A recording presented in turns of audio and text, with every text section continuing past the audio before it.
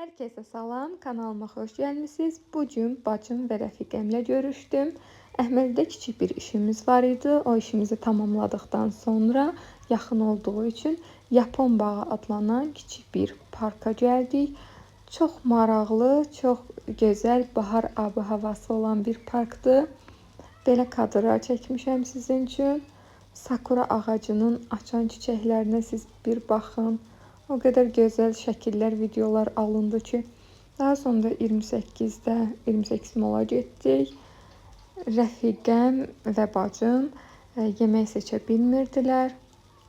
Bir hardasa 20 dəqiqə yemək seçiminə ayırdıqdan sonra yemək seçdik və burada yeməklərimiz artıq gəlib.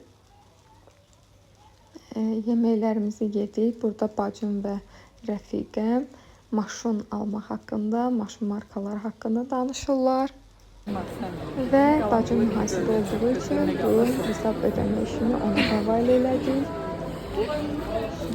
Burada bacım pulları sayır, düzəltməyə çalışır.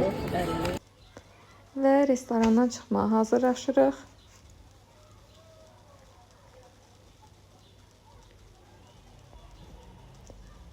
Burada restorandan çıxdıq.